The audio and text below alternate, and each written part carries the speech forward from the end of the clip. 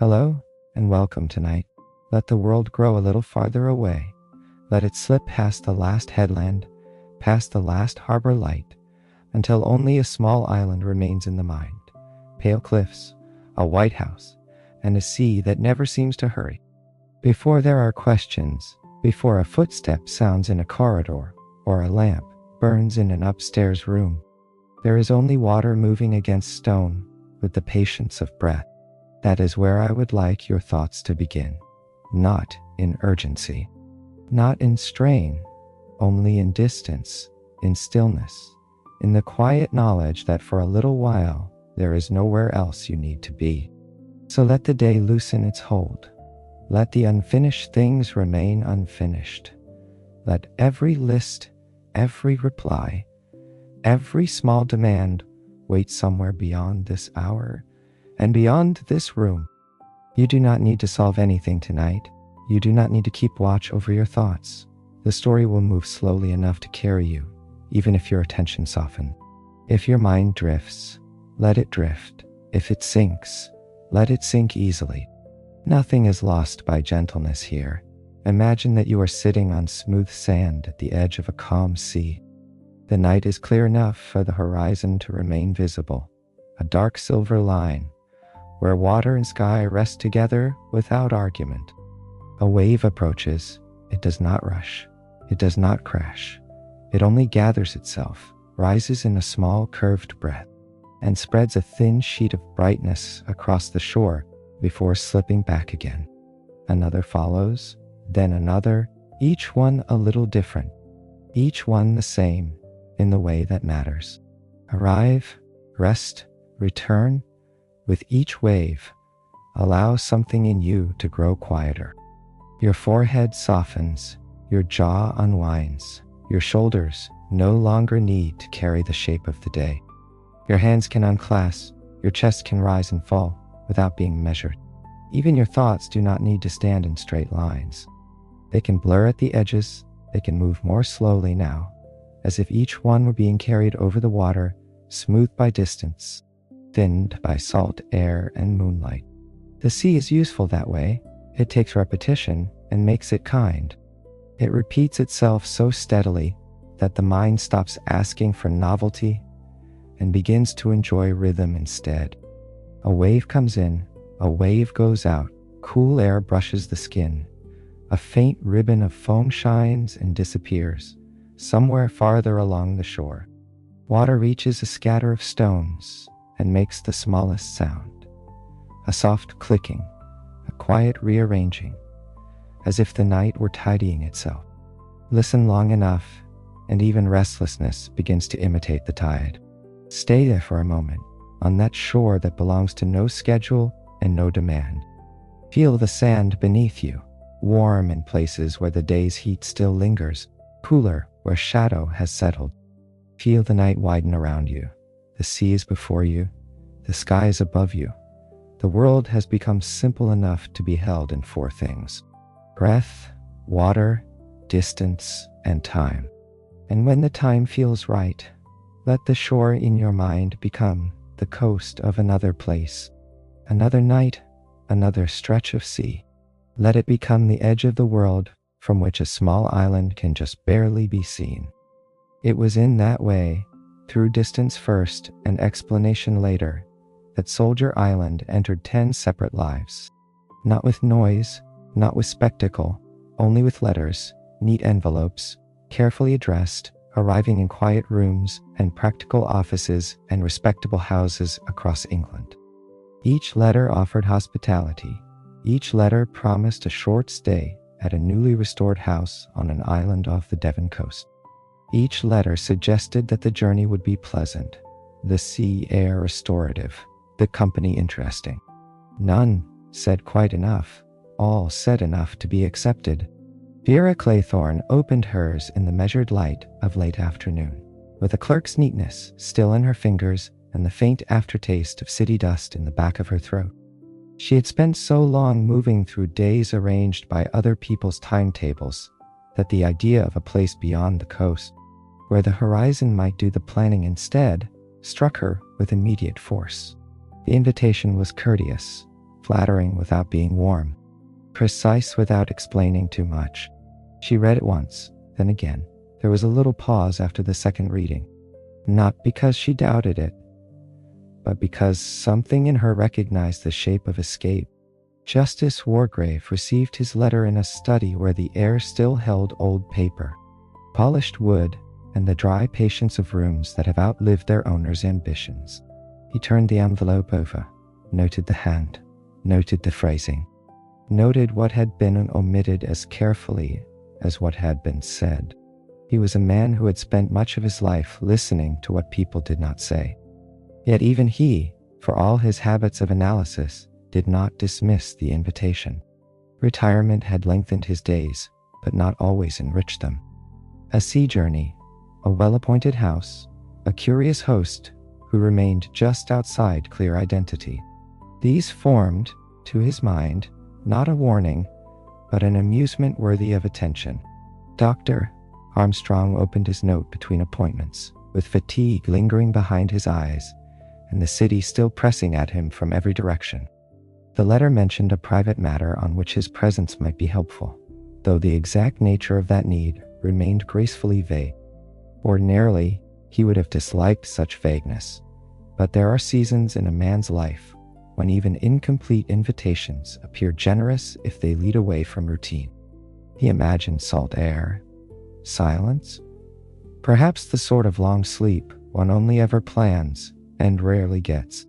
By the time he folded the paper closed, he had already decided to go. Emily Brent read her letter with the sober composure of someone who believed that order should enter the world through small disciplines. Clean hems, straight corners, clear opinions, mornings used well. She approved neither of carelessness nor of excess. Even so, the island invitation touched a hidden pleasure in her, one she would not have named aloud. To spend a period in calm seclusion, away from lesser disturbances, seemed not indulgent, but proper. She put the letter aside only after she had aligned it carefully with the edge of the table, as though even the paper should understand how to behave. Philip Lombard laughed softly when his invitation arrived, not because he found it absurd, but because he recognized the pleasure of being summoned into a scene whose edges were not entirely visible. There was confidence in him, and carelessness too, though neither fully covered the alertness beneath. Anthony Marston accepted in a more immediate spirit. The prospect of travel, novelty, and a fashionable house on a private island seemed to him reason enough. William Blore took a little longer, reading and rereading with the practical suspicion of a man who preferred a motive he could name. Mr. and Mrs. Rogers, receiving instructions related to household service, did what they had done for years in other people's establishments. They prepared, and so the letters, having passed from hand to pocket to handbag to mantelpiece, began quietly to alter the direction of 10 lives. Over the following days, the invitations gathered weight the way weather does before it visibly changes. Tickets were checked, bags were packed, small private expectations formed. Some imagined rest, some imagined entertainment, some imagined the mild vanity of being chosen. None could have said, with honesty, why the prospect of the island remained in the mind, even when the day's business ought to have replaced it. Yet, there it was, waiting in the background, like the slow appearance of the tide beneath a line of rocks. By the time their journeys began, the island had already become larger in imagination than on any map. Trains moved them out of London and away from other towns, through fields broken by hedges, villages clustered around church towers, and stations where a porter's call seemed to vanish into the mild country air. Compartments rocked and hummed. Window glass flickered with reflected sky.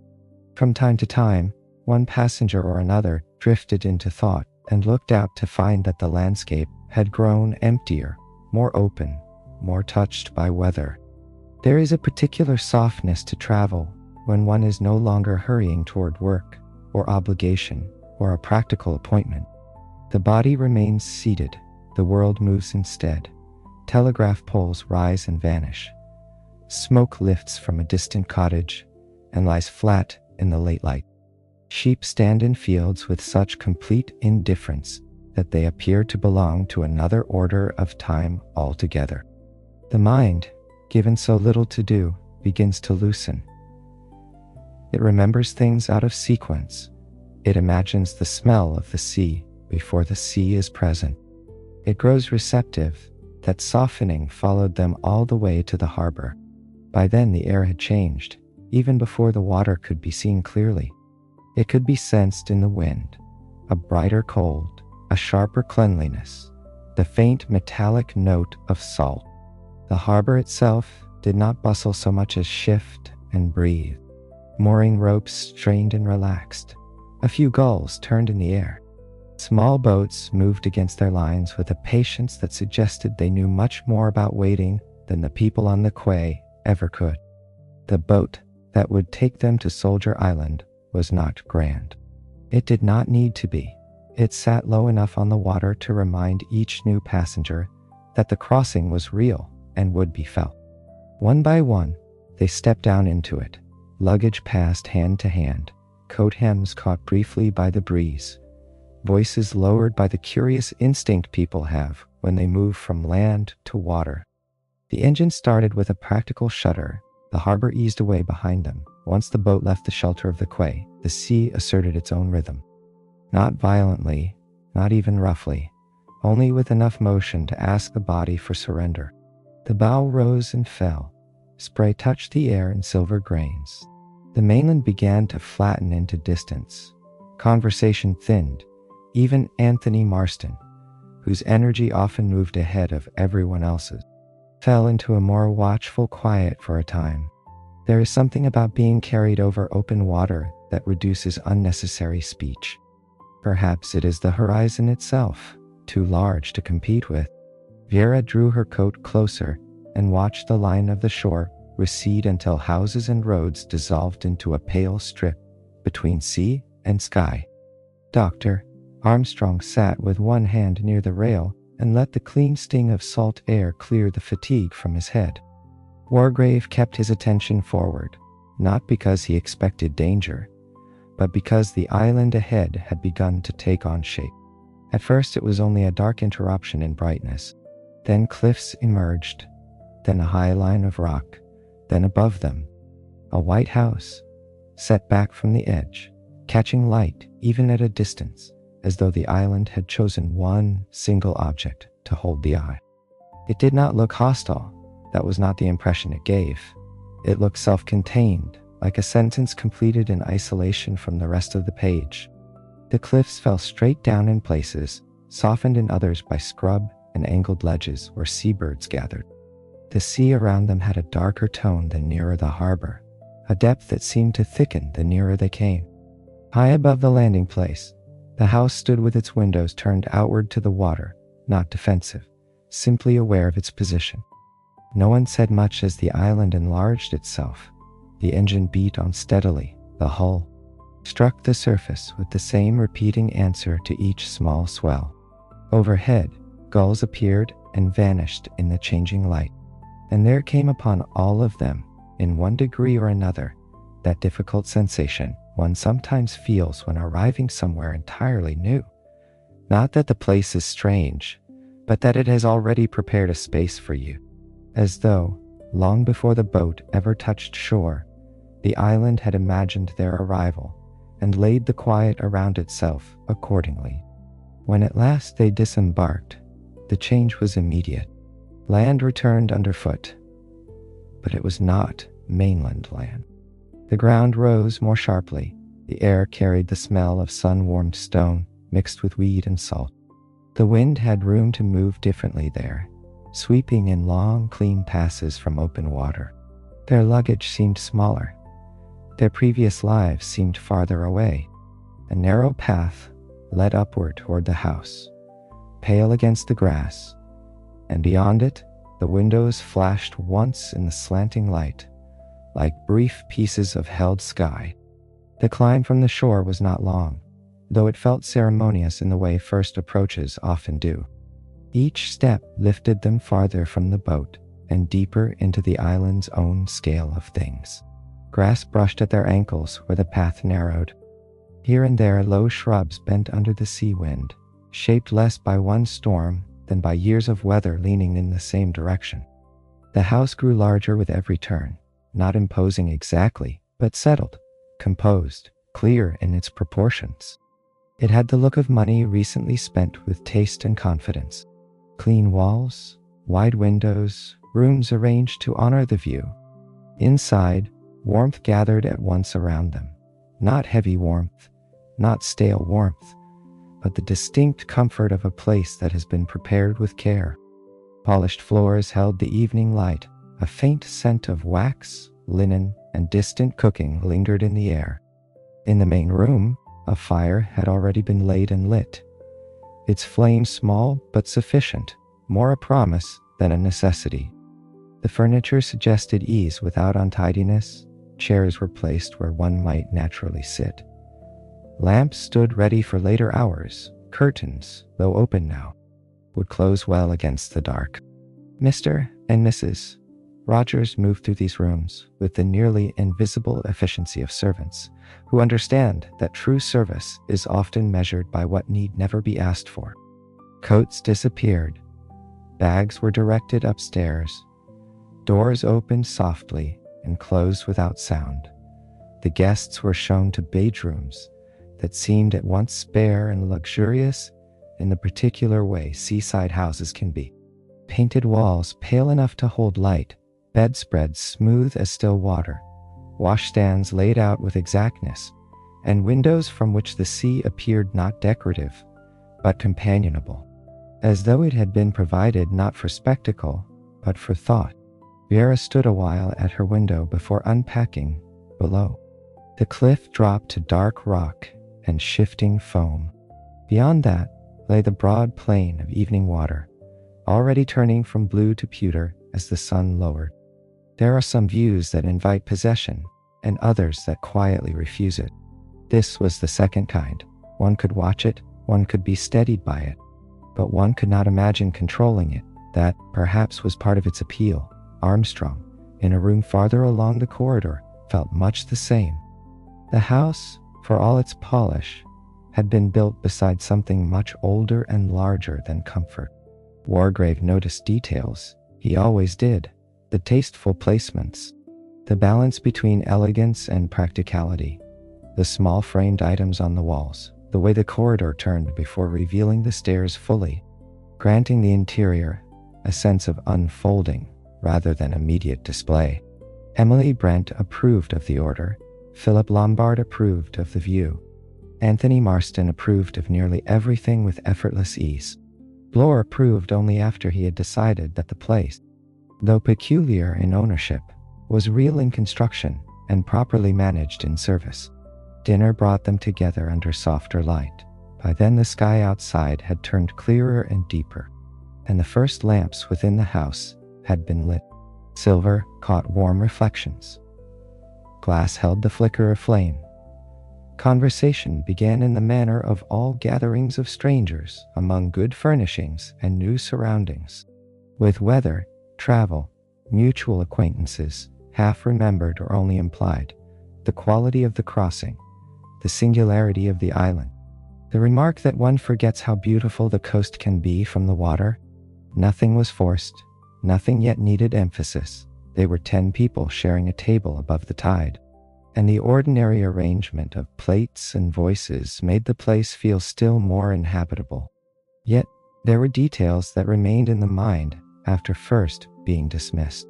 In each bedroom hung a framed verse, attractively printed, quaint enough to pass at a glance as some nursery relic, placed for charm rather than importance. It spoke of 10 figures, their number diminishing line by line in a pattern so simple that the eye could take it in without truly studying it. More than one guest noticed it, smiled faintly, and moved on. But such things do not always remain where they are first placed. Once seen, they have a tendency to shift inward, to continue existing just at the edge of thought. After dinner, people dispersed only slightly before gathering again. The drawing room drew them the way all good firelit rooms do when night has arrived outside, but not yet within. Lamps cast circles rather than floods of brightness. The fire had grown more settled, its coals beginning to hold the room together.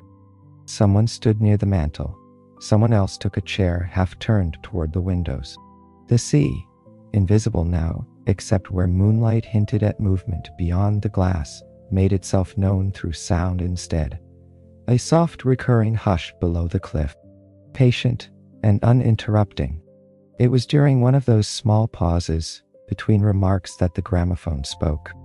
No one had approached it, no one had wound it in full view of the others.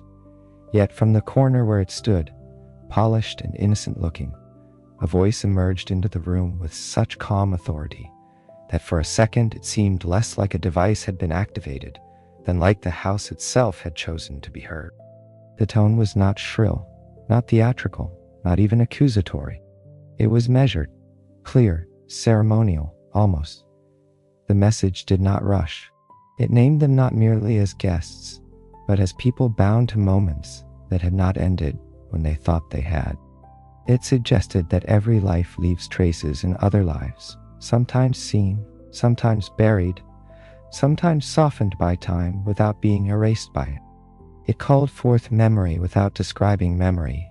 It invoked responsibility without thunder. That was what made the words travel so deeply through the room. Had the voice shouted, they might have resisted it. Had it sneered, they might have dismissed it. But it did neither. It spoke as though it were inviting reflection, and reflection is much harder to refuse. Vera felt the past stir, not as a single recollection, but as a sensation in the body, like cold water finding an old scar. Wargrave's face revealed little, yet his attention sharpened further, each phrase being sorted and set aside for later examination. Armstrong's first impulse was practical, then uncertain, then inward. Emily Brent stiffened, not because she lacked conviction, but because conviction itself can become a more fragile structure than it appears when words begin touching the hidden joints. Philip Lombard watched the room rather than the machine. Anthony Marston, for perhaps the first time since arriving, seemed slowed. Then silence returned, the sort of silence that is not empty because it has already been altered by what passed through it. Firelight resumed its quiet work on the walls. Somewhere in the house, a board gave a small settling sound. Far below, the sea went on reaching and withdrawing among the rocks with exactly the same patience it had possessed before any human voice intruded on the night. And that steadiness mattered. It kept the moment from breaking open into panic.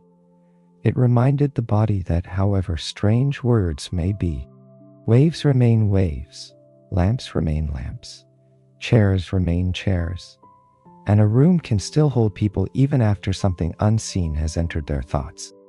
No one slept quite as carelessly after that, yet neither did the house become unbearable.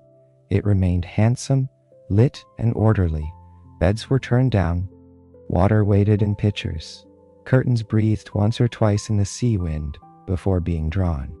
Each guest went to a room that still seemed prepared for rest. The rest now had a finer edge to it, as if the night were asking to be listened to a little more closely than before. In Vera's room, the framed rhyme was noticed again. In Armstrong's, the sea seemed louder. In Wargrave's, details began arranging themselves into possibility. Still, outside the windows, moonlight held the water in long silver bands, and that sight, even imperfectly remembered through drawn curtains, went with them towards sleep. Morning on the island arrived without drama. Pale light entered first. Then the faint brightness of the sea rose into the room. Then the small domestic sounds that belong to houses before breakfast. A door opening somewhere below, the muted clink of china, water moving through pipes, the hush of steps in corridors. One could almost believe that the previous night's disturbance had thinned with the dark and blown out over the water. The air smelled of coffee, toast, and the cool mineral freshness that comes in from open windows near the coast. At breakfast, this illusion lasted for a little while. Cups were lifted, a chair scraped gently, Someone remarked on the clarity of the morning. Someone else noted that the crossing had left no after effects at all. Through the dining room windows, the sea shone with a calmer face than it had worn at dusk, and the cliffs, viewed by daylight, lost some of their strangeness and became merely impressive. Yet, now and then, attention would shift, lightly but repeatedly, toward the spaces between things. An empty place at table, not yet explained, the delayed appearance of one guest, the sense that the house was listening to its own arrangements. It began, as meaningful patterns often do, in something small enough to be explained away. A place setting that remained untouched a little longer than etiquette liked. A door upstairs that stood ajar, though its room had clearly been slept in. A garment left folded with deliberate care, as if its owner had intended to return within moments. Nothing in this, taken alone, required alarm. Houses by the sea invite wandering. Guests wake at different hours. People seek solitude, even so. The notice of it passed around the table in glances before it ever became speech, when the missing presence could no longer be smoothed into delay. The search that followed was not loud. It moved through the house with careful restraint, as though everyone feared that if they spoke too sharply, the place itself might close around the answer. Corridors were checked, doors opened, a call was made, then another, more softly than the first. Outside, the light remained clear and indifferent. The sea kept up its bright, rhythmic folding at the shore below. Nothing in nature hurried to match the increase of thought within the guests, and that mismatch kept the scene from tipping fully into fear. It made everything feel dreamlike instead, as if comprehension lagged behind observation by several beats.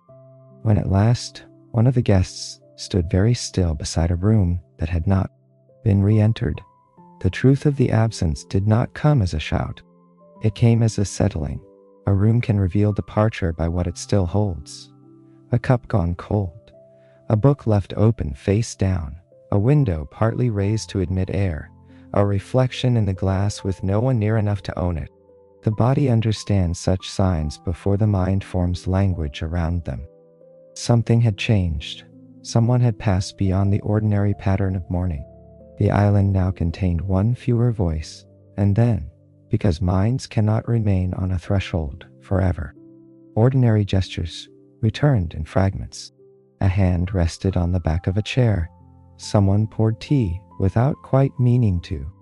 Mrs. Rogers, pale but composed, adjusted a tray that needed no adjustment. The sea entered through the windows in brightness and movement, reminding them with every flash that the day itself had not become unnatural. This was the first return to safety, fragile but necessary.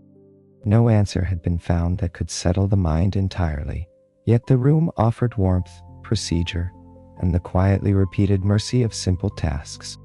Sit down, drink something warm, breathe, look out toward the water, let the pulse slow.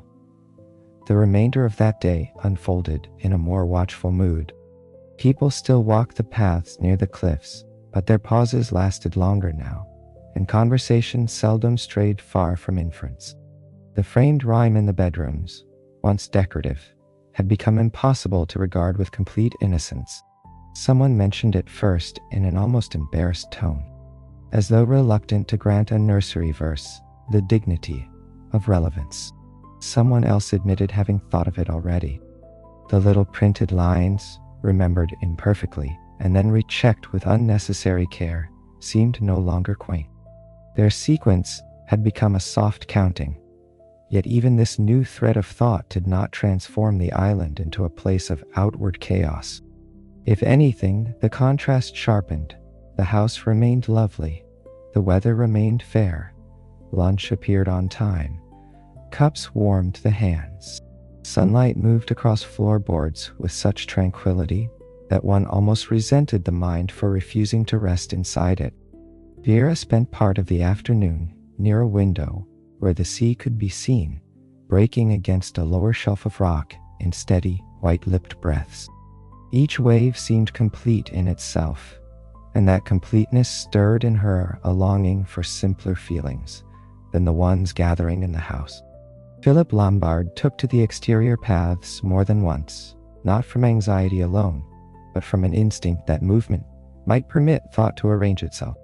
He found overlooks from which the whole sweep of water appeared uninterrupted, and standing there one could almost imagine that the island had drifted free of consequence and now existed in some suspended interval beyond ordinary law. Armstrong, moving more slowly than usual, let the wind clear his head and failed to decide whether it had succeeded. Wargrave remained often indoors, a still point in the corridor turns and room corners, collecting impressions with the composure of a man who knew that patterns frequently reveal themselves to those willing to stop disturbing them. Evening entered gently. The western sky thinned from gold to gray rose, then to a color difficult to name because it belonged partly to cloud and partly to reflection. Lamps were lit once more. The dining room gathered them again, though now each arrival was counted, perhaps unconsciously, before being acknowledged. Speech moved around the edges of the matter. There is a period after the first undeniable change in a closed world when all who remain are still attempting to preserve the manners of the earlier world, and the effort itself becomes poignant. People ask for the salt, they comment on the fish, they remark on the weather. All the while, beneath the table, the structure of the evening has already altered. The second absence announced itself not by event, but by repetition. Another delay, another room left in partial order, another set of objects that seemed to wait without their owner. This time the pattern took shape more quickly in the mind, because the mind had already been prepared by the first shock.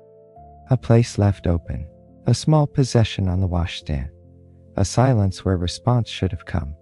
Once again there was movement through the house, but now less calling, more listening. Once again, the sea below the cliff continued its slow, unembarrassed labor, washing brightness from the last of the sky, and then receiving moonlight in return. By the time the truth of this second absence settled among them, the nursery rhyme had become something more than verse. No one needed to say that aloud. It was present in the way their eyes moved. In a slightly careful way, each person inhabited the rooms, in the fact that ordinary sounds now carried more weight than before. And yet, because bodies cannot sustain intensity indefinitely, the island itself performed its second kindness. Night drew the edges of things softer. Firelight lowered the scale of the world. Teacups steamed faintly in hands that needed occupation. Beyond the windows, the sea passed from silver to ink, then from ink to a surface only the moon could read. Safety returned not as certainty, but as rhythm. Sit, listen, let the dark spread evenly, let one wave follow another until thought loses the urge to climb. The next morning, the house seemed both more familiar and more unreal. This is one of the quiet tricks isolation plays. The same corridor can become more known and less trustworthy at once. The same stair rail can fit the hand more readily, while also seeming to belong to a pattern larger than itself.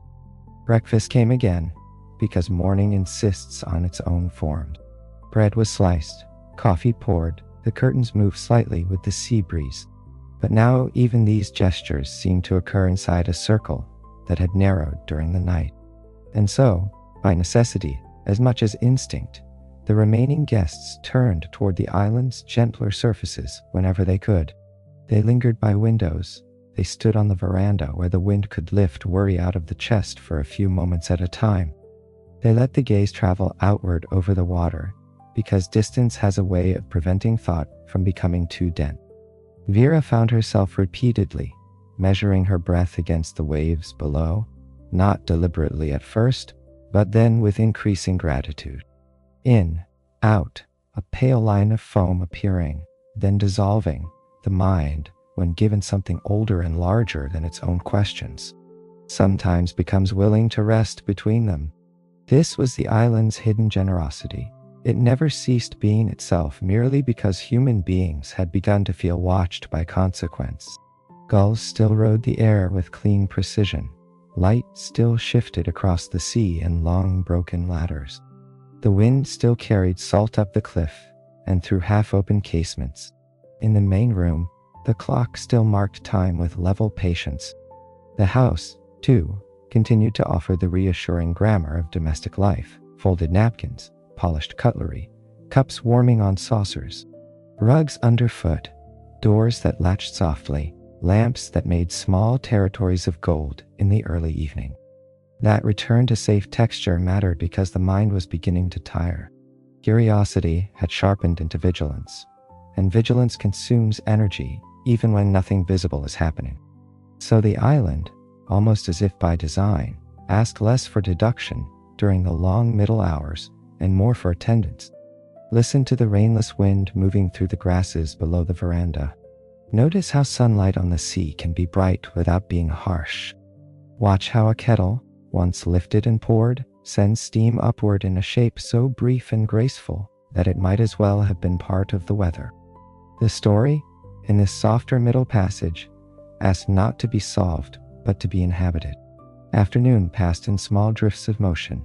Philip Lombard walked out again along the path that bent toward the western edge, where rock gave way to a wider ledge and the full roll of the sea could be seen shouldering in from far off. Armstrong sat for a time in the drawing room with a medical journal open and unread in his lap. Emily Brent took up her knitting more to preserve form than because counting stitches could fully occupy the mind.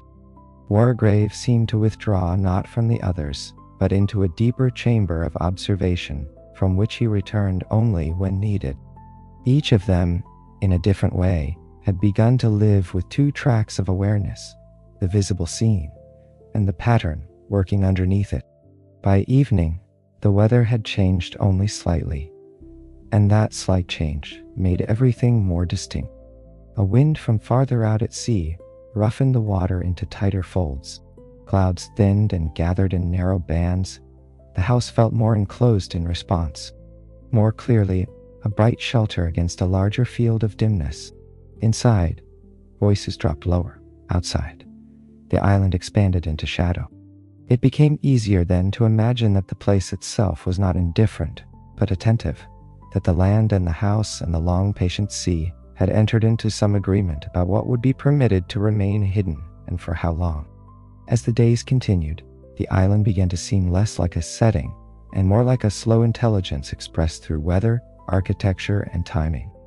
Not an intelligence that thought as people think, nothing so crude, but a coherence, a sense that wind, tide, stone, and room arrangement belonged to a single order, and that the guests, having crossed over from the mainland, had entered that order whether they fully understood it or not. Certain places in the house gathered feeling more than others. The turn of the corridor outside the upstairs rooms, the doorway from drawing room to hall, the landing from which one could hear both the sea and the clock if one stood very still. Such points became, for no obvious reason, heavier with significance each time they were passed.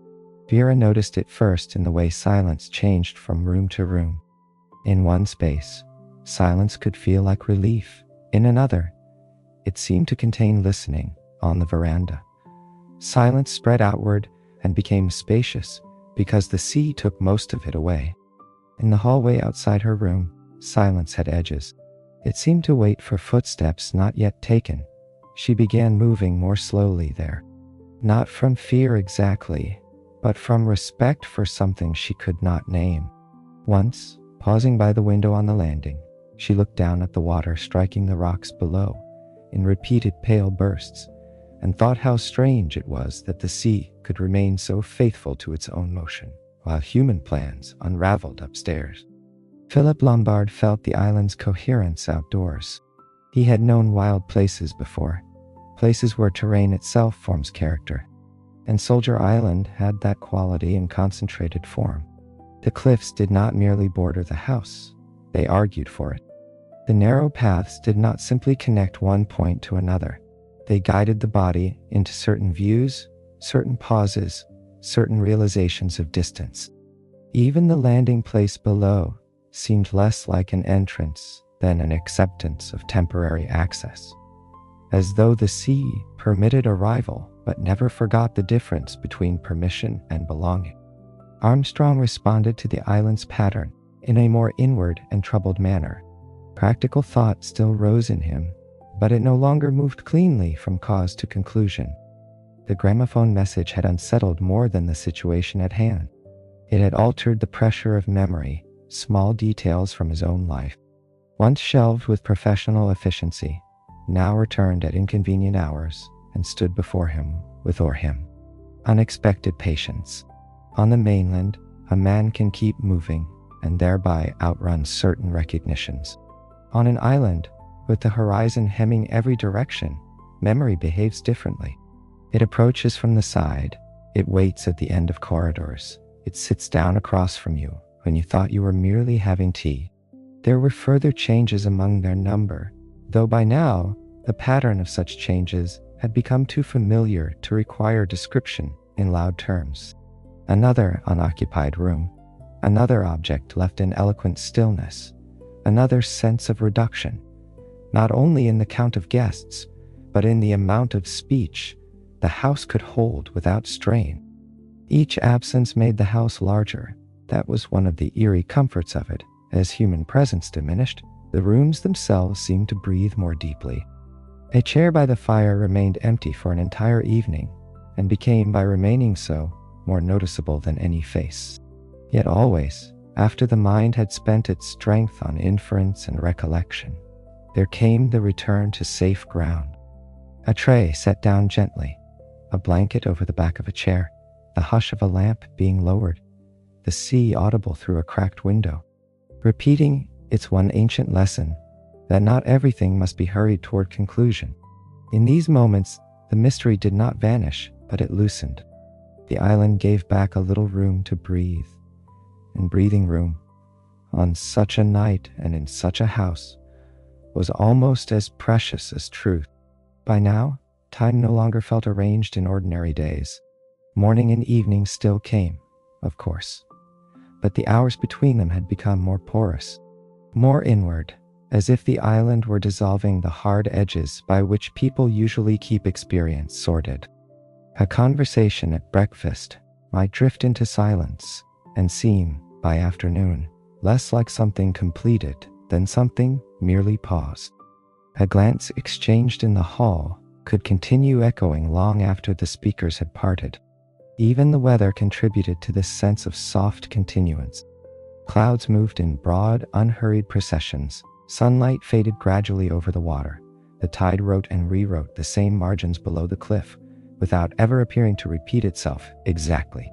In that slower tempo, memory began to rise more easily. Vera would stand by a window and feel some earlier part of her life stirring. Not because the island resembled it, but because stillness leaves room for what noise usually keeps out. Some memories arrive as pictures, others arrive as a pressure in the chest, or as a sentence that never quite forms. She did not force any of it into words. She only let it pass through her the way moonlight passed over the water below. And the sea, vast and tireless, seemed to hold even her most private unease, without asking anything from her in return. Wargrave's reflections took a steadier shape. Habit had trained his mind to notice sequence, choice, and consequence, and the island only made that habit quieter and more exact. Lives, he thought, are rarely changed by one dramatic declaration.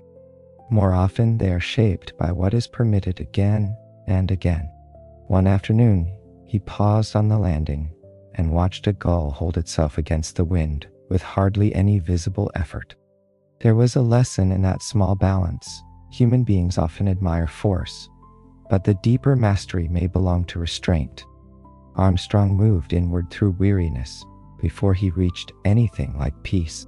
He had spent so many years in useful motion that stillness first felt unfamiliar, then exposing. On the island, with fewer tasks to hide inside, fatigue separated into layers. Beneath tiredness lay doubt, beneath doubt lay memory, beneath memory lay the softer and harder question of how a person continues after learning what cannot be undone.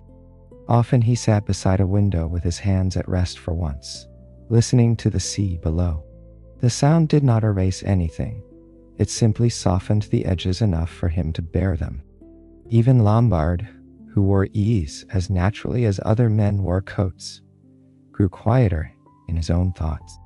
Alone on the path above the western rocks, he found himself remembering not only danger but confidence, and how easily confidence can move through the world believing there will always be another exit.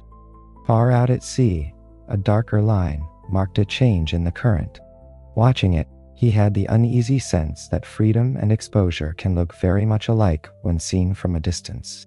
Emily Brent held to structure longest. Needles clicked, her posture remained upright, her words, when she chose to speak, kept their usual firmness. Yet the island did not challenge firmness by striking at it. It merely outlasted it, in the hush after small tasks, in the stretch of late light across the floor. In the patient repetition of wind and waves, she too became aware of inward life, moving where certainty could not fully silence it. Conviction remained, but even conviction can grow tired when left a long while beside the sea. These inward turnings did not arrive all at once, nor did they replace the outer pattern working quietly through the house. The two currents moved together. A room would be noticed as empty. A silence would lengthen at table. Someone would pause at a doorway a little longer than before. Then, almost gently, the mind would turn inward again. In this way, the story kept breathing between the visible and the hidden, between what could be seen in lamplight and what could only be felt in private thought. And because no mind can remain in one key forever, the story kept returning to calmer ground, to kettles warming on the stove, to curtains moving in a draft, to the late shine of sun on the water, to the safe, ordinary comfort of hearing a cup set down, a floorboard answer a step, a window latch click softly into place. Each return mattered. Each one let the mystery loosen before it could harden. There were evenings when the remaining guests gathered and said very little, and those evenings perhaps shaped them more deeply than the ones containing actual discovery. The fire would burn low, someone would sit with hands folded, another would watch the lamp glass catch and release a small amber glow. Now and then, a remark would rise and settle again, like a gull lifting briefly above the cliff line before disappearing into the dark. In such hours, they were not companions exactly, nor strangers either. They had become fellow inhabitants of a suspended world, each carrying private weather, each held for the moment under the same roof while the sea continued below with its endless untroubled counting. One night, a mist came in from the water and pressed softly against the windows, blurring what little moonlight there was. The house seemed to float above whiteness. Distances vanished. Sound changed. Even the sea, though still present, reached them more as pulse than as image.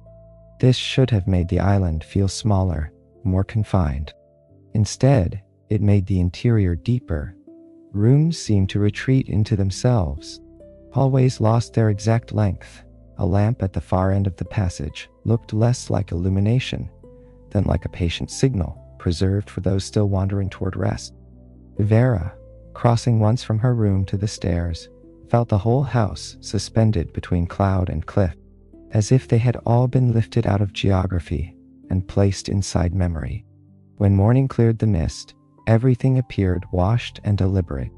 Drops clung to the railings. The grass along the path shone at each blade tip. The cliffs, darkened by damp, looked heavier and more ancient than before. Below them, the sea had turned a cooler shade, a broad sheet of moving gray-blue that seemed made less of water than of light unable to settle. There is a special freshness after mist when edges return, but do so gently, and that freshness passed into the house as well. Windows were opened wider, air moved through rooms. The mind, even after a troubled night, found a little more space in which to rest. That widening was temporary, as all widenings are in such places. Yet it mattered. It created another return to safety, another long exhale in the life of the house. Again and again, body and mind needed these respites.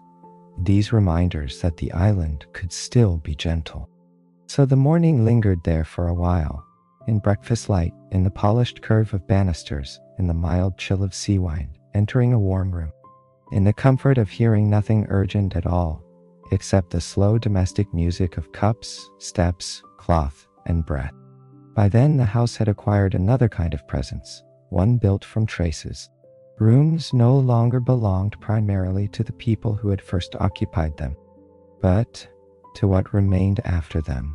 A comb set beside a washstand, a folded note with no one left to unfold it, a chair angled slightly away from a desk, preserving the shape of an interrupted intention. Such details do not accuse, they do not explain, they simply persist. And persistence, in a nearly silent house, can become more moving than speech.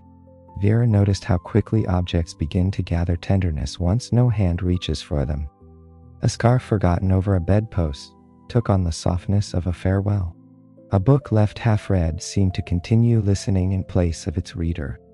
Even the rhythm of the house changed under the influence of these remnants. Doors were opened more carefully, as though not to disturb what little each room still held of those who had moved through it. Steps slowed near thresholds. A person entering such a room did not immediately cross to the center. He paused, he looked, he accepted the quiet before adding his own presence to it. In the drawing room, the arrangement of chairs around the fire became a map of reduction. One chair remained slightly closer to the grate. Another sat turned toward the windows as if still keeping watch on the sea. A third was never quite returned to its original place after being moved one evening, and thereafter seemed to mark a conversation that had not resumed. This is the gentle sorrow of enclosed places. They remember, by shape. Long after voices fade, furniture continues to hold the possibility of them. One need only imagine the room at night to feel how the house preserves absence in angles, fabrics, and light. Geshot. Outside, the island offered its own traces. Footsteps on the path dried and vanished, yet the grass at the edges showed where bodies had brushed past. A place on the cliff ledge where someone had stood more than once remained recognizable by a subtle flattening of growth. Even the landing below carried memory, because boats mark water differently from waves, and ropes leave grooves where hands have handled them again and again. The island kept nothing in words, but it retained everything in pressure, erosion, repetition, and the small changes that come from use. The sea, perhaps because it is always both present and departing, made these traces easier to bear. Looking out across it, one could understand how something may vanish without wholly disappearing. A wave does not remain, yet its motion passes into the next. Light breaks on the surface and is gone, yet brightness continues elsewhere, a fraction of a second later. Foam dissolves, but the water that formed it has not ceased. So too with the people whose presence seemed to have thinned within the house. The rooms no longer contained them directly, yet the shape of them lingered in atmosphere, in routine, in the consciousness of those still there. This was one of the island's quiet gifts in those later days. It shifted attention away from asking only what happened and toward noticing what remained. The mind moved from active pursuit toward contemplative receiving. Instead of straining for explanation, it drifted through a landscape of marks, absences, and impressions. Soldier Island, with its spare paths, salt air, and dim firelit interiors, was perfectly suited to that mode. Everything left behind grew a little softer around the edges. Even loss, in such light, could be held gently. On one especially quiet evening, the wind dropped so completely that the usual sound of the sea seemed to rise nearer in compensation. The house, no longer pressed by moving air, rested into itself. Curtains hung still, lamp flames steadied. From the upstairs corridor, Vera could hear the slow tick of the clock below, each beat falling into the larger hush like a pebble into deep water. She stood there longer than she meant to, one hand on the rail, not thinking of anything in particular for once, and discovered that such emptiness of thought was not frightening. It was relief, The island had tired the mind enough that not every silence now demanded interpretation. Some could simply be inhabited. This soft exhaustion spread through all who remained. Not the exhaustion of panic, which is sharp and blazing, but the deeper tiredness that follows many hours of private thinking and unshared memory. It changed their movements. People sat down sooner. They spoke fewer words at once. They let questions remain unanswered when the effort of forcing them into clarity seemed greater than the comfort clarity might bring. Even fear, where it still flickered, had begun to burn with a lower flame. The mind can only keep itself wound so tightly before the body asks for another mode. On the island, that other mode was drift, and drift did not mean surrendering intelligence. It meant letting awareness widen and loosen. There was no longer any need to cling to each development with bright attention. A softer gaze served better now. Evening lengthened across the water until sea and sky became almost one surface. Footsteps crossed the floor above the dining room and faded at the far end of the hall. The teacup cooled by degrees rather than all at once.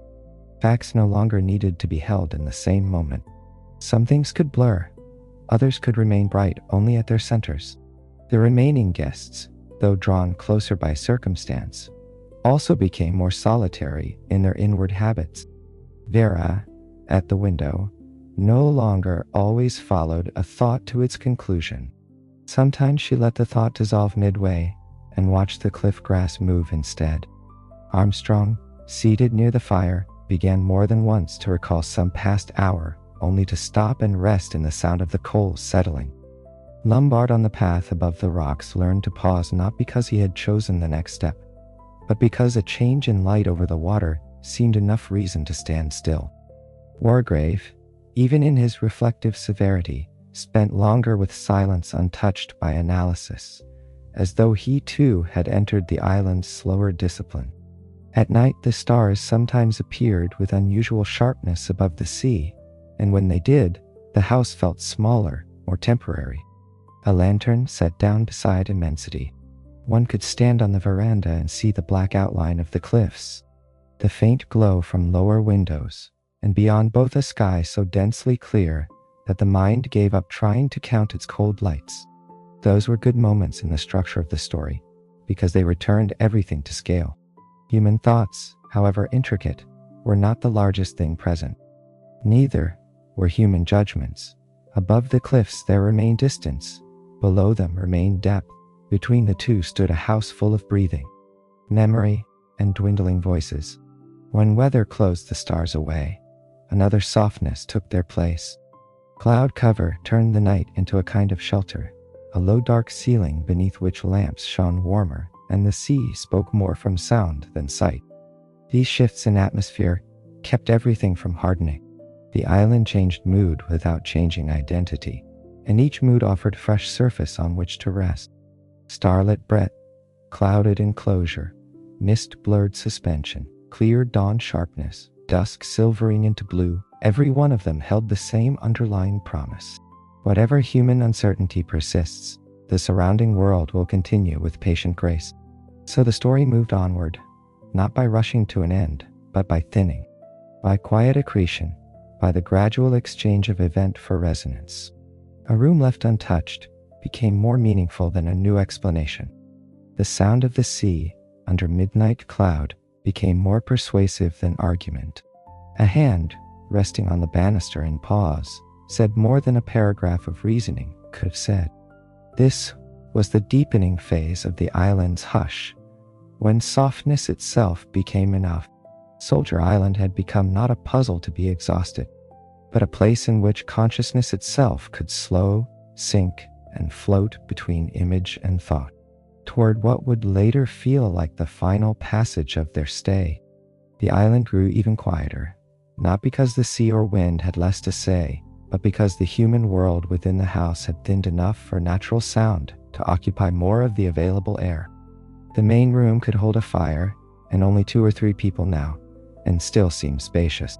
The dining table, once a setting for many voices crossing and overlapping, had become almost ceremonial in its order. Plates, cutlery, napkins, glasses, All remained precisely placed, and the precision itself carried poignancy. A well-laid table is a promise of company. When company diminishes, the promise does not vanish. It glows more softly and with greater ache. In those hours, the house became easiest to understand if one stopped expecting it to be either merely shelter or merely stage. It was both, and something more. It was a vessel for transition. People had arrived carrying private histories wound tightly inside them. The island, by enclosing them in weather and repetition, and gradually diminishing distraction, had loosened those histories until their inward contents drifted nearer the surface. The house had witnessed this, with all the strange calm of furniture, walls, and windows that do not intervene yet somehow seem to know. Perhaps that is why even the most ordinary things now appeared touched with meaning. A folded blanket, a lamp trimmed lower, a cup left rinsed and inverted on a tray. Objects had become more than objects because human presence around them had become more fragile and more exact. Vera felt this acutely one late afternoon when the light came in, pale gold through the western windows, and turned every polished surface in the drawing room quietly luminous. She stood by the mantel with no intention beyond standing there, and realized that the entire room seemed suspended between use and memory. The chairs waited. The fire, not yet rebuilt for evening, held only a faint stored warmth. Dust, almost invisible, crossed the light in slow bright grains. Behind her the hall lay still. Before her, the sea flashed in bands between cliff and sky. She had the sense that the island was offering not answers, but perspective. Look how briefly a room is inhabited. Look how tenderly even brief inhabiting can mark it. That same evening Lombard, returning from the outer path, paused at the point where the cliff track bent back toward the house, and turned for one long look at the horizon. Nothing moved there, except the almost imperceptible rise and fall of water and the slow passage of light along the farther swell. Yet he felt, as perhaps only a man long accustomed to external motion can feel, that stillness itself was a form of travel. One need not always go forward to arrive somewhere. Sometimes, the mind catches up only when the body has finally stopped. Soldier Island had forced such stopping upon them all. However uneasy the method, the result had been a species of seeing more difficult to obtain on the mainland, where life keeps offering fresh noise in which to misplace oneself. Inside, Wargrave sat longer than usual with his hands folded. No book open, no immediate remark prepared. The lines of his face, in the low lamp glow, seemed less judicial than tiredly human. There comes a point in any prolonged encounter with consequence when analysis itself must pause, not because it has failed, but because the soul, however stern, can examine no further without resting. The island, relentless and quiet rather than force, had brought even him to that threshold. Beyond the windows, the first stars were appearing, and for a little while he did not think in structured conclusions at all. He only watched darkness gather over the sea and allowed the gathering to proceed. By this stage, the urgency had faded into a lower, steadier hum. The questions remained. Who invited them? Why this pattern? But those questions now lived beneath the surface rather than at its center. On the surface were calmer things. The room, the light, the breath, the tide. Everything had shifted from pursuit into presence. Nothing needed to be tied too tightly. It was enough to feel texture, atmosphere, and the soft sense of meaning held nearby. That night, the sea was especially audible, as if the tide had climbed nearer the foot of the cliff and broadened its voice along the rock below. Not loud, simply fuller. From the upper rooms, the sound rose in repeated velvety surges that entered sleep and waking almost equally. Vera, lying with the curtain partly open, watched a thin path of moonlight move across the lower edge of the window frame and thought how easy it would be, under such conditions, to believe the entire house afloat. Each pause between waves, felt not empty, but weighted with the promise of the next one. And this pattern slowly carried her beyond tight thought into something more fluid. Elsewhere in the house, lamps were lowered one by one until only the most necessary glow remained. A crackle from the dying fire, the quiet click of porcelain being set in order for morning, the soft certainty of Mr. Rogers' careful work, even now, in a world where care itself had become one of the few remaining forms of steadiness. The island at night reduced everything to essentials.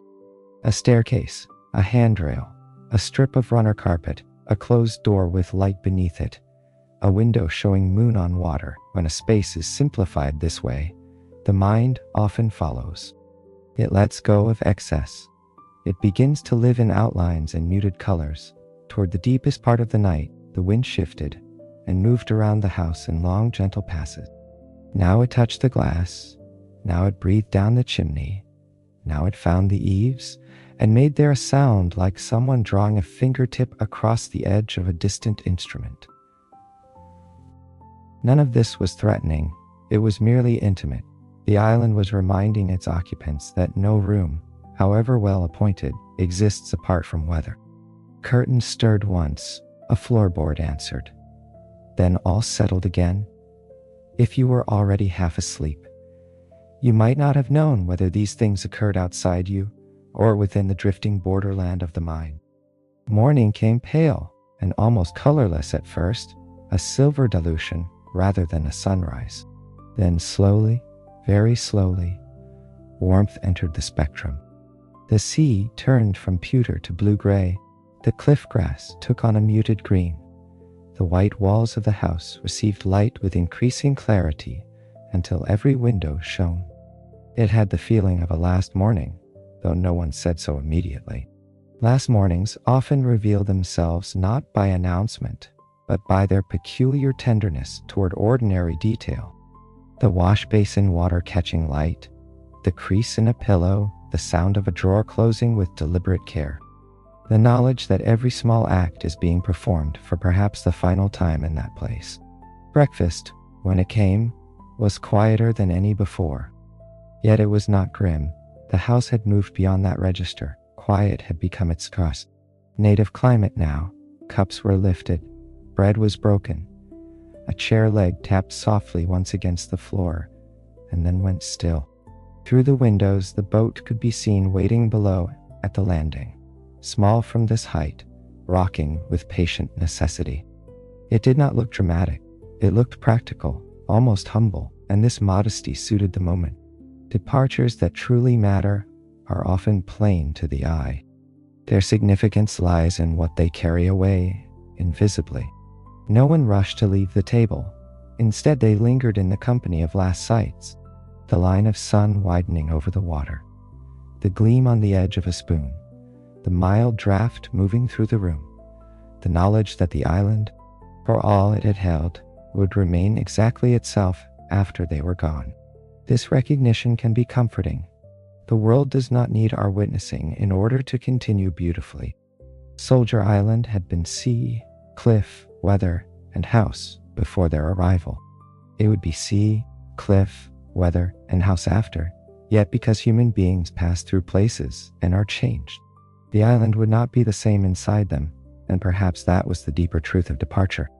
The walk down to the landing seemed longer than the first ascent had been, perhaps because arrival moves on expectation, while departure moves on notice. The path, so casually taken before, now offered itself detail by detail. The pale stones underfoot, the wind-bent shrubs at the edge, the way the grass thinned where many steps had passed. Here was the turn from which the house appeared most balanced against the sky. Here the sea first came fully into view again between banks of rock. Here the air changed and thickened with salt. Such observations do not delay departure. They prepare the heart for it. Vera paused once before the final bend and looked back.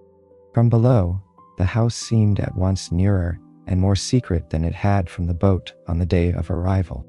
She could see the windows where light had stood in the evenings, the veranda where wind had moved through shawls and quiet thoughts, the roofline sharp against the morning. Nothing in the structure declared what had been held within it. Houses are like that. They retain without proclaiming. They know how to let their walls carry stories silently.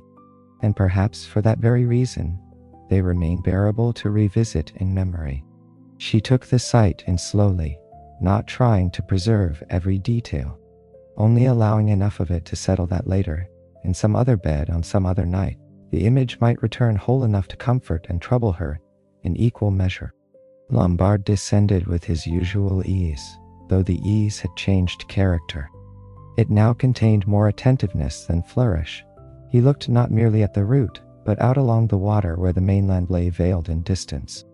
The channel between island and shore had seemed shorter on arrival, because curiosity narrows space. On leaving, the passage looked broader, more reflective, as if the sea intended to require from each traveler a little silence before permitting the return to ordinary land. Armstrong, moving carefully, felt this too. The island had not healed anyone in any simple sense. Such places do not. But it had stripped distraction away and left each person more plainly in view of himself. That kind of plainness can feel severe while one is inside it. Later, it may feel merciful. At the landing, the boat knocked softly against stone. A patient sound, practical and almost reassuring after so much inwardness.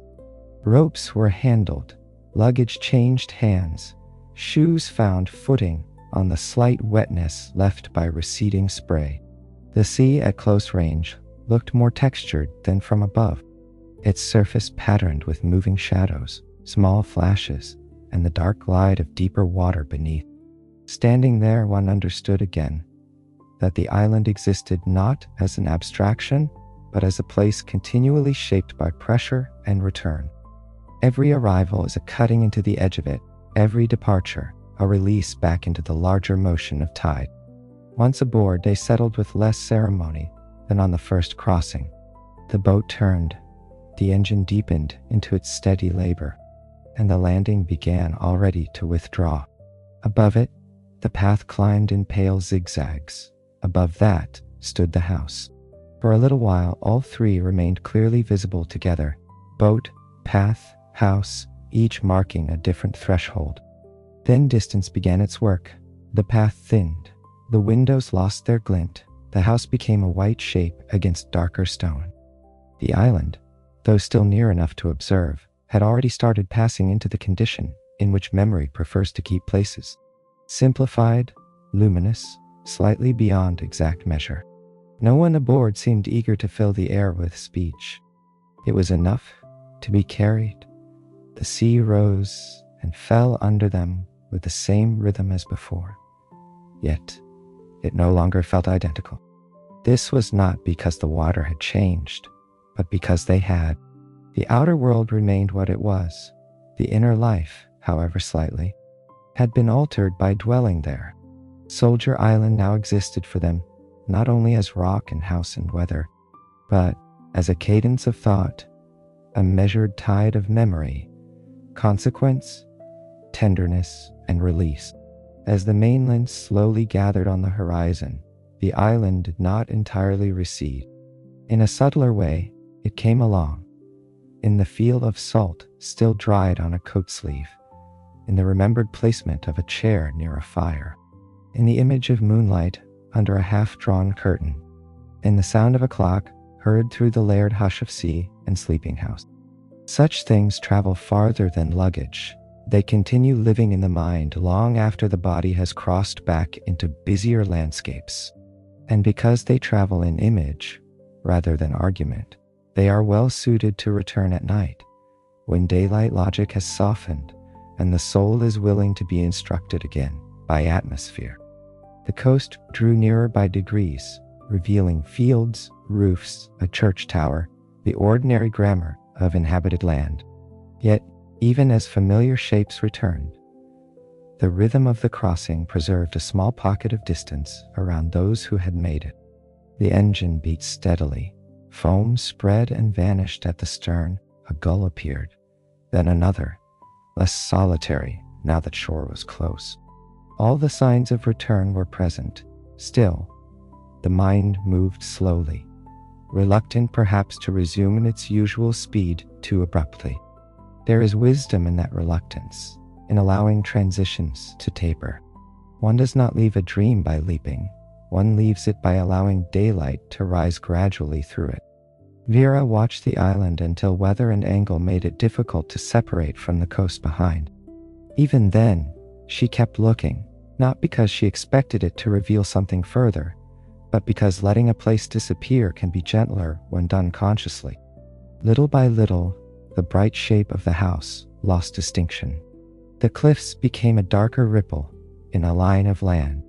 Finally, there was only a general region of distance where she knew it remained. That was enough. Some places should not be reduced to outlines on a map. They belong more rightly to the inward atlas, where scale is measured by change rather than miles. Wargrave, for his part, seemed to carry the island away in a different register. Not image first, but stillness. The kind of stillness in which one hears the weight of choices more clearly than their excuses. Yet, even in him, that stillness had been softened by sea and weather. The island had not shouted its lessons, it had repeated them with patient atmosphere until resistance tired. Such teaching endures. It may resurface later beside another window, another lamp, another evening when a man imagines himself alone and finds instead that memory has taken the seat opposite. Armstrong, too, would likely discover the island waiting in future pauses, not accusing, not absolving, merely present. Lombard leaned back and let the wind meet his face, eyes half narrowed against brightness. The mainland ahead promised roads, rooms, noise, opportunity, all the surfaces by which life distracts itself from depth. Yet, some small part of him, one sharpened by cliff paths and long horizon lines, would continue to compare those future surfaces with the island's barer truth. Emily Brent, wrapped carefully against the breeze, sat with her usual control. But even control looked different now. It had been weathered, as stone is weathered, not broken but altered in edge. Whatever each of them carried, the crossing was giving it time to settle. And here, though the crossing neared its rest, nothing needed to close completely. Better to leave a little moonlight under the door. Better to feel that Soldier Island still exists somewhere beyond language. Held in sea mist and memory, accessible whenever the mind drifts again toward cliffs, white walls, and the soft count of waves below a sleeping house. Not an unfinished edge, but a quiet invitation to return. Another calm night, another crossing, another room of lamplight and sea breath waiting above the tide. By the time the boat touched shore, the day had advanced, but not hardened. The harbor accepted them with ropes, planks, practical voices, and all the small official gestures by which land resumes authority. Yet these familiar motions could not erase the slower cadence they had acquired. Feet returning to solid ground still remembered the rocking of the sea. Hands taking up bags still remembered the cool rail at dawn. Eyes turning toward road and station still contained, somewhere behind them, the image of windows high above the water. The island, having once entered the inward life, did not ask permission to remain. It remained by recurrence. Perhaps that is true of all places where the outer world and the inner one meet with enough quiet for both to be heard.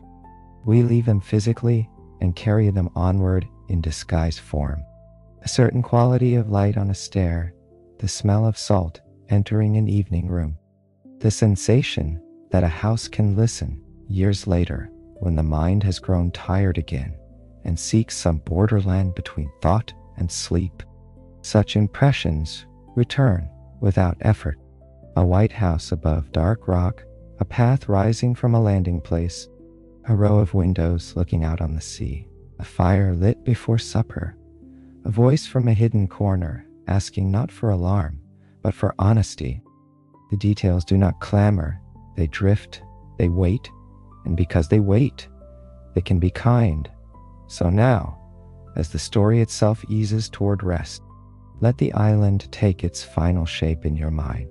Not as a solved place, not as a fully named place, simply as a quiet house above the tide, a small bright structure set where stone meets weather and weather meets sea.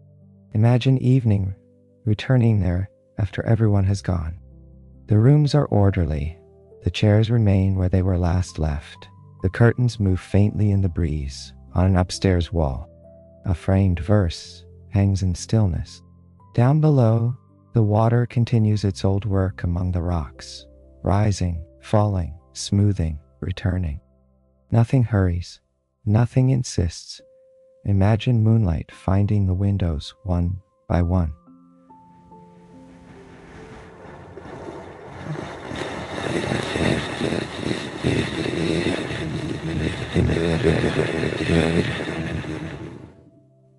Imagine the landing below. Imagine the landing below. Empty now, receiving only spray and the patient touch of tide.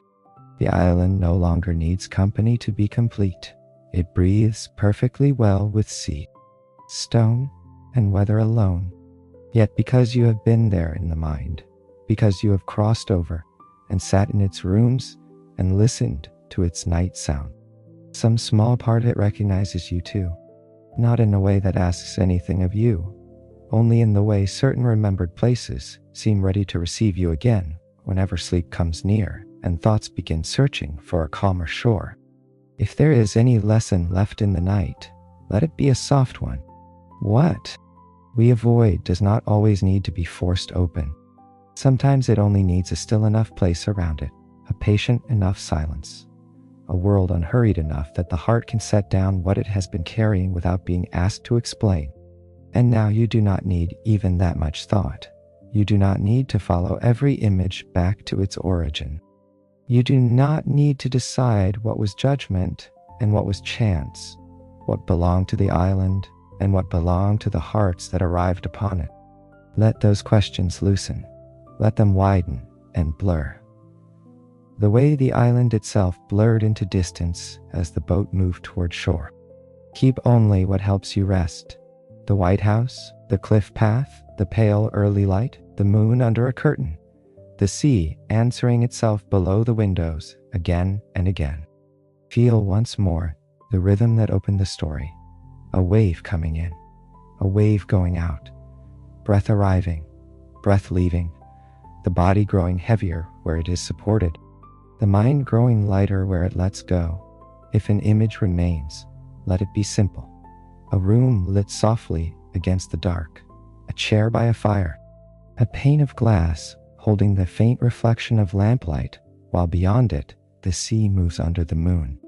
Somewhere in the distance, perhaps too far to hear clearly, a gull turns once over the water and vanishes into the night air.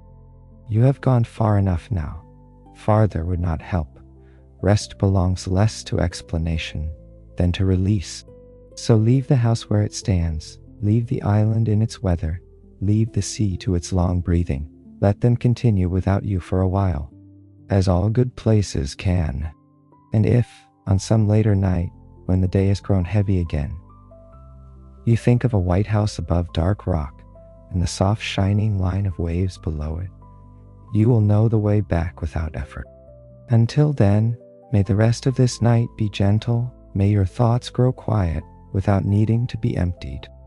May sleep come the way the tide comes, gradually, rhythmically, and without strain. And may some calm corner of that island remain with you, not as a question that asks to be answered, but as a place where the mind can lie down beside the sea and listen until listening becomes dreaming. And if sleep has not quite reached you yet, stay with the shoreline a little longer. Listen to the water lifting and laying itself down below the cliff. Never impatient, never lost. Picture the house once more, not as a place of questions now, but as a single warm window in a field of darkness, holding back the night just enough for rest. The tide keeps its measure. The moon keeps its pale watch when the sky is clear. And when the clouds gather, the darkness itself becomes soft. Nothing more is required of you than to drift with that rhythm. The island will keep breathing without effort. The sea will keep moving whether you follow it or not.